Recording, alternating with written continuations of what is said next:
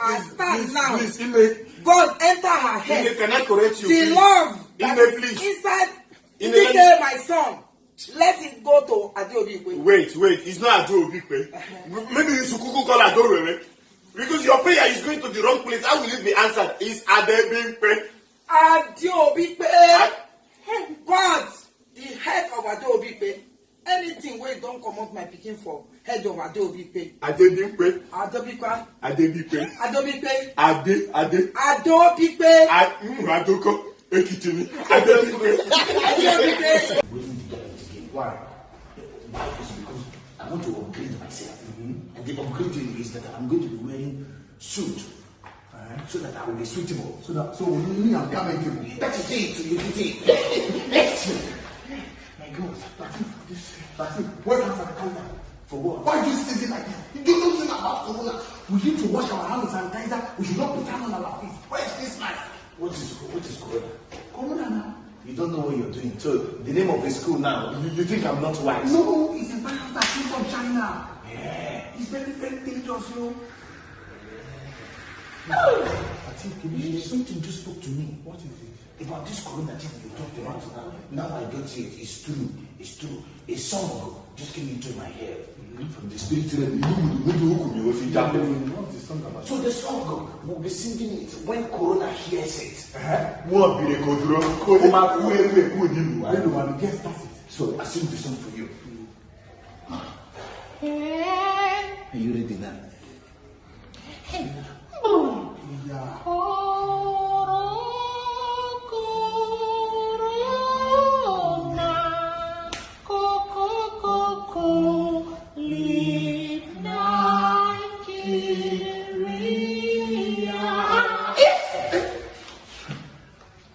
Okay, now, when he hears it every morning, now for him to run on a fast move, all my gentlemen, even governors, president, senators, commissioners, they must also sing it. Now, to make it a crazy one, all of us will patch it. Some will use potato, some will use table, some will use pepper, everything. So, this one down,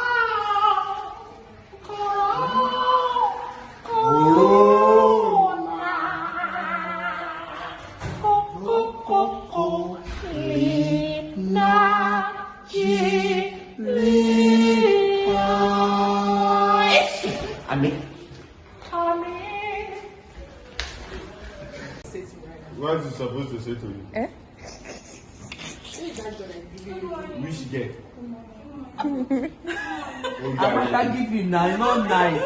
Oh my God! Just because he's no, Amaka, that's not good.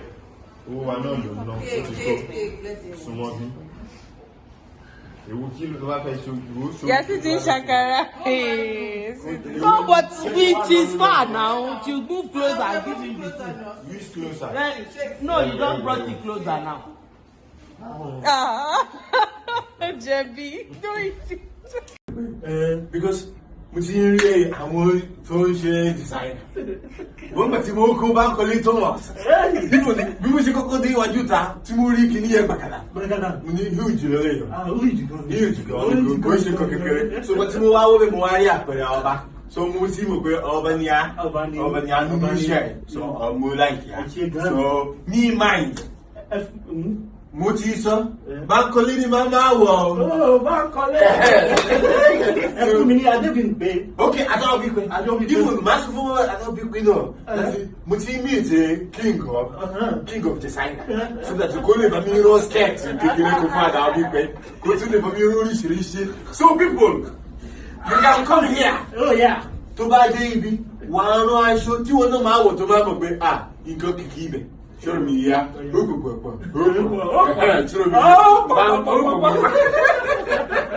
Thank you so much. الرحمن الرحيم الله لا إله إلا هو الحي القيوم لا تأخذه سنة ولا نوم له ما في السماوات وما في الأرض من الذي يشفع عنده باسمه يعلم من بين أيديهم وما خلفهم ولا يحيطون بشيء من ذلك إلا بما هي واسعة كرسي السماوات والأرض ولا يؤوده في السؤوم وهو العلي العظيم لقد جاءكم رسول من أنفسكم عزيز عليه ما أنيت لا أريز عليكم بالمحملين رؤوف رحيم فإن تولوا فقل حسبي الله لا إله إلا هو عليه توكلت وهو رب العرش العظيم ربنا آتينا في الدنيا أحسنة وفي الآخرة أحسنة وقنا عذاب النار. Juma Mubarak, and please do have a great weekend ahead. I leave you with the song. Ọlọ́run ló mèèyàn rè, ẹnìkan ò mèèyàn rè, èèyàn rè wọ́pọ̀. Ọlọ́run ló mèèyàn rè, òun ló mèèyàn bí, ẹnìkan ò mèèyàn bí, èèyàn bí pọ̀pọ̀pọ̀. Kọ̀lọ́run kó ayọ̀ ni. I love you all. Assalamu alaikum. Oh, when they say, oh, machine gun.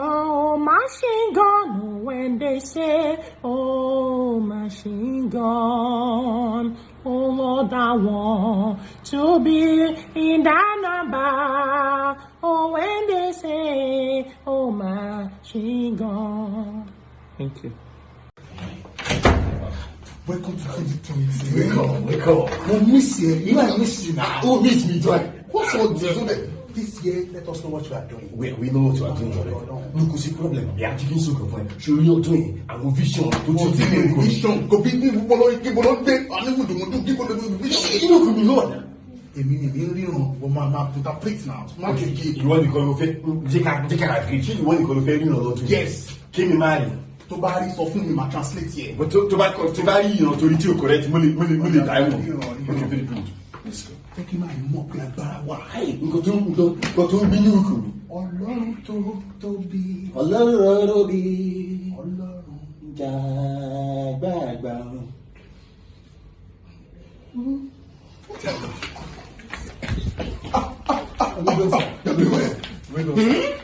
Wait. All right. Fantabulous. Okay, continue. Sir, please, can you help us? Yes, we must reverence God. Sorry. Alágbára gíga. Jésù Kristi. Bàbá, mi ò tí ì fọwọ́ tó ó ti fẹ́ máa ṣe. You want to remove his neck? No, here now. Open your eyes, sir. I saw you in the midst of guests. In the midst of àwọn ọkùnrin àbẹ̀nukú ló jẹ kọ́ wa. Because I don't know what's wrong with you. I think you are doing well. No. Because I hate wrong vision. I attack it immediately. Okay.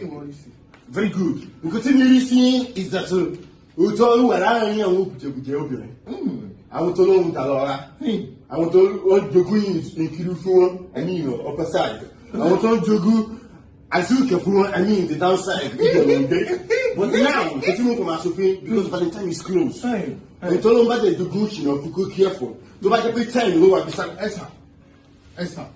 Esther. Valentine is coming. Ohun tí mo rí nìyẹn. Ẹ má jẹ́ kí n rí ẹ̀yin àjọ obìnrin náà. Kí ni ẹ ṣe ìran wèrè wọ́n yẹn? Ìran yẹn. Ṣé spirit ló ń ṣe ọ̀hún? O sọ spirit di hooligans. All of a sudden. Mo máa correct ẹ̀. Nǹkan tó mí ni pé tẹ bá máa ṣe tó bá jẹ́ yàn mẹ́wàá ní obìnrin yẹn. Do 6. Remain 4.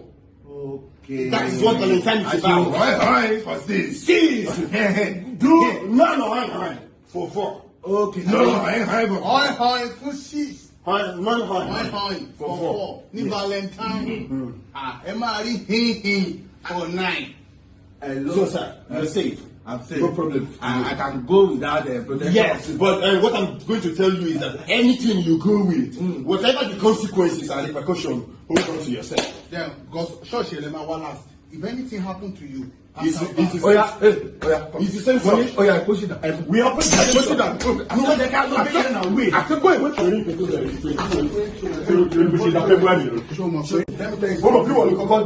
you how can you say the spirit is very high?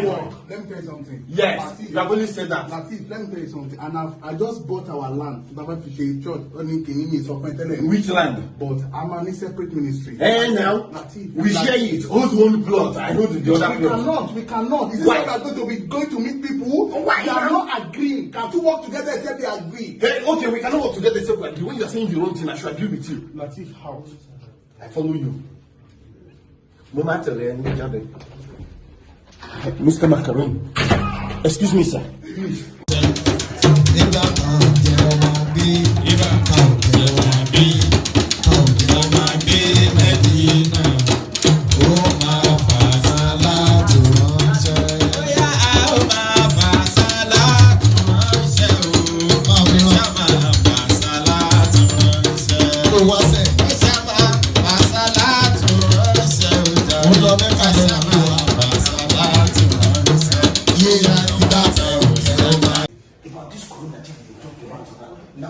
say it. It's true. It's true. A song just came into my head from the spirit realm. So the song we'll be singing it when Corona hears it. Yes, that's it. So I sing the song for you. Are you ready now?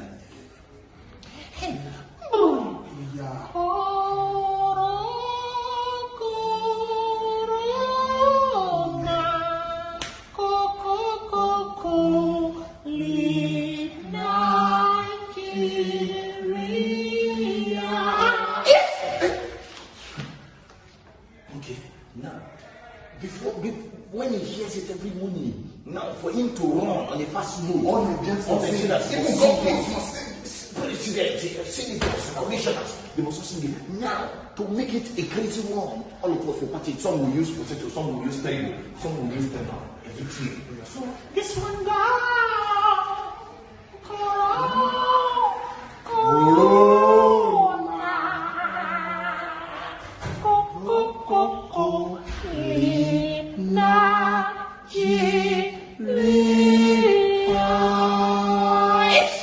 Amen.